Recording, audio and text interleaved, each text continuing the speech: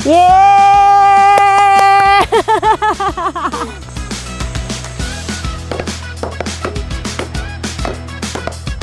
Enaknya. Tidur seharian nggak, Bu? Ini biasanya lalap juga ya, Bu? Iya. Bu, pahit, Bu. Tapi kalau kita luka, kita bisa obat pakai ini, yang mudanya ini. Nggak mau dia keluar. Dia merayap tuh. Ikan ini.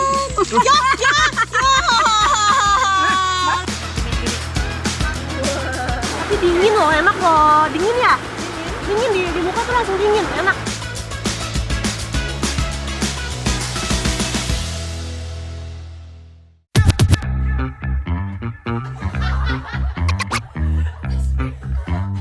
Udah siap belum? Yuk ikut saya bertualang ke Kalimantan Barat. Hari baru, tempat baru, cerita baru. Yang ini. Nah, nih kalau udah ngomongin tentang hutan, kebun, itu udah kayak pasar untuk masyarakat. Kayak sekarang nih saya sama Ibu Anong dan juga Ibu Ipei lagi cari salah satu bahan yang memang digunakan untuk menganyam. Atau bahasa sininya apa, Bu, kalau menganyam? Naikasa. Naikasa. Nah, kita udah ketemu pohonnya. Nama pohonnya itu kalau di sini bayung. Boyu. Oh, boyu. Salah. Buat saya yang awam, pohon boyu tuh mirip sama pohon-pohon di sekitarnya. Nah, buat ngebedain, daun bisa jadi petunjuk. Oh, ini yang sudah keringnya. Nah, daunnya kalau boyu itu seperti ini. Kasar. Gatal nggak sih, Bu, ini? Nggak. Gatal juga sih. Oh, tapi saya pegang. Nggak pegang. Di desa Jagoi Babang, Bengkayang, pohon boyu tumbuh liar dengan suburnya. Diameter pohon bervariasi, ada yang gede, ada juga yang tinggi kurus kayak gini. Begini, Bu, caranya kalau mau dites. Oh, ini yang menariknya lagi, ketika kita udah ketemu sama pohon boyu, ini tuh harus ditepuk-tepuk seperti ini dulu. Kalau masih ada suaranya kayak begini, itu tandanya bagus ya, Bu. Kulit kayunya mudah nanti untuk kita lepas dari pohonnya, dan juga getahnya masih banyak. Pohon boyu yang muda masih punya banyak getah. Jadi kulit kayu lebih mudah dikelupas. Coba. Ada gayanya juga.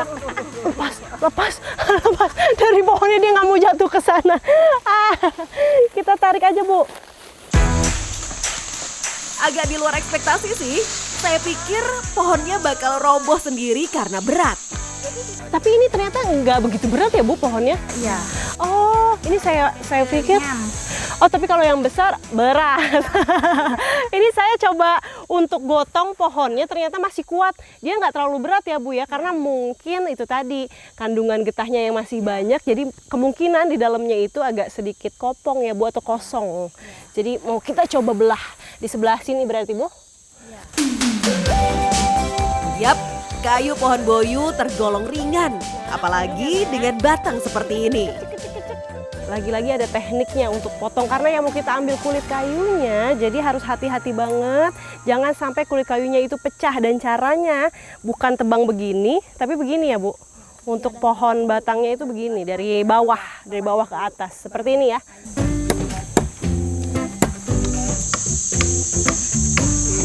Ibunya ketawain. Entah kurang berbakat atau emang gak bertenaga, sepertinya si ibu gemas banget nih lihat cara saya motong.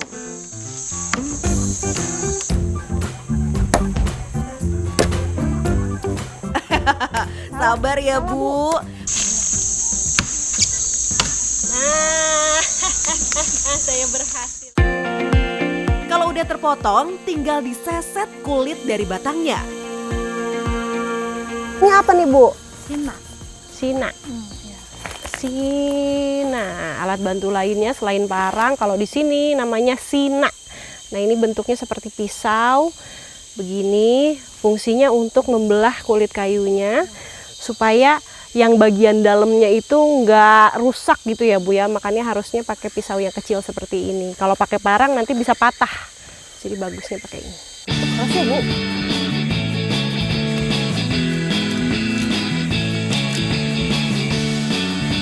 Nih, penggunaan dari alat sinaknya itu pun nggak bisa sembarangan. Jadi satu kali kita tarik dari atas tuh harus satu garis lurus sampai ujung. Jauh sebelum kain mudah didapat kayak sekarang, kulit kayu jadi bahan utama pakaian adat di Kalimantan. Lagi main alat musik ya. Karakter kayu boyu yang unik juga punya fungsi lain. Kedengeran nggak? Sebenarnya batang kayu boyu ini sebenarnya zaman dulunya itu bisa dijadikan alat musik. Karena ketika kita pukul seperti ini, tuh, dia bunyinya tuh bagus ya, Bu. Suaranya tuh nyaring. Batang boyu dipukul supaya kulit kayunya lebih gampang dikelupas. Tujuan dipukulnya sebenarnya biar lemah.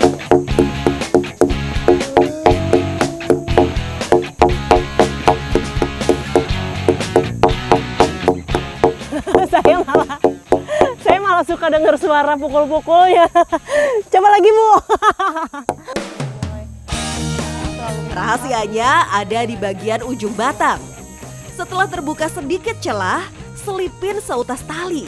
Terus ditarik perlahan dan kulit kayu mulai terkelupas. Yaps, tahap berikutnya justru yang paling susah. Bukan lagi tenaga, tapi kesabaran.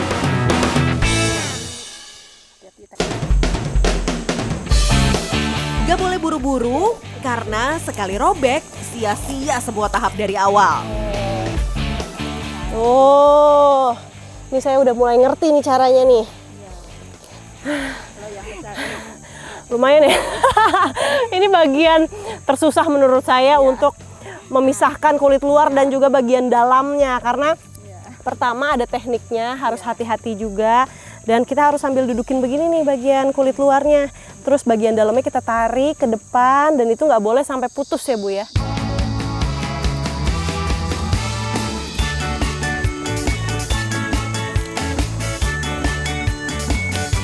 Yeay!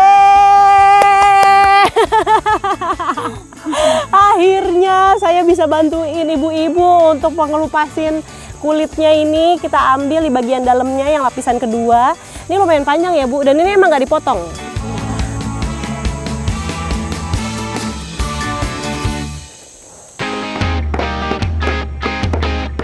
Setelah diambil, masih ada serangkaian tahap buat kulit kayu jadi anyaman tradisional. Nanti saya mau ikut coba, boleh ya, Bu? Nah, ini proses selanjutnya setelah kulit kayunya udah dibersihkan dari kulit luarnya. Sebelum kita jemur harus dipukul-pukul dulu. Sebenarnya fungsinya dipukul-pukul ini kulit kayu supaya nih bisa dilihat ya bedanya. Ini yang belum dipukul masih keras. Setelah dipukul nih jadi agak lebih melunak ininya. Tuh, jadi nanti kedua kali lebih tipis lagi nanti. Begini. Nanti habis ini baru dijemur ya, Bu ya. Ya. Oke. Kalau ini berarti yang muda. Sebenarnya ada dua nih. Ada yang kulit kayu yang masih muda seperti ini, ada yang tua. Nah, ini sebelah kanan saya Ibu Anong tuh yang lagi pukul yang agak tua nih kulitnya nih. Maaf, Ibu.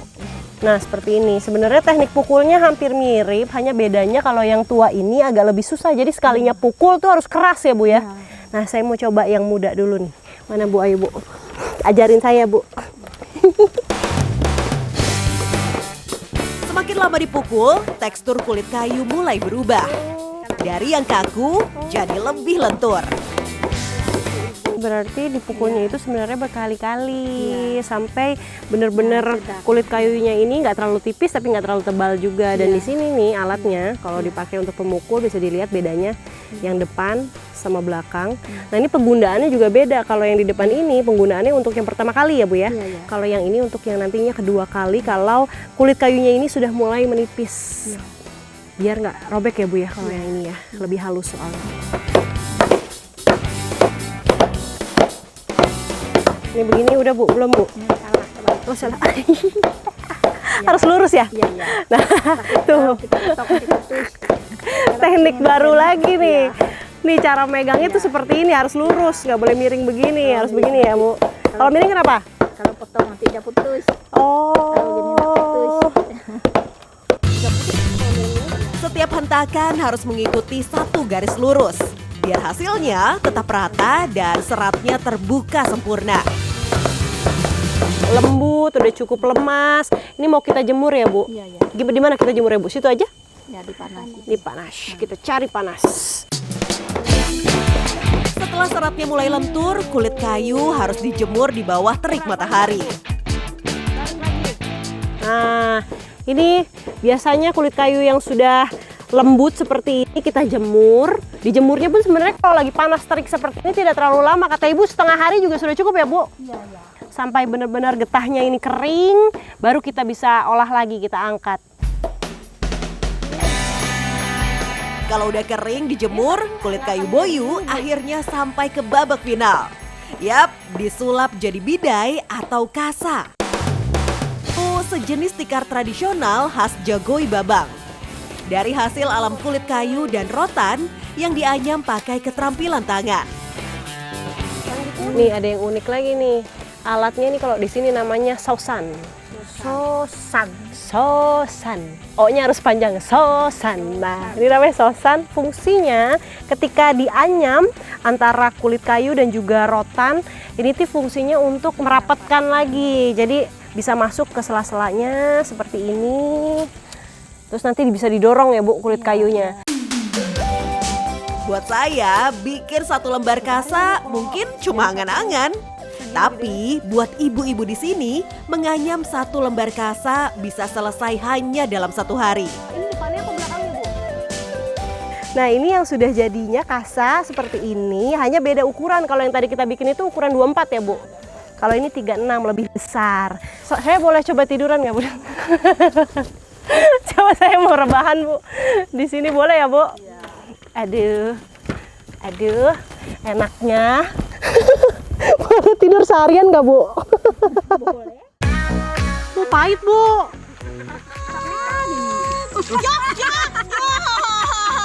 Ih enak, seperti bubur. Ini yang tadi daun kunyit dan juga daun ubi.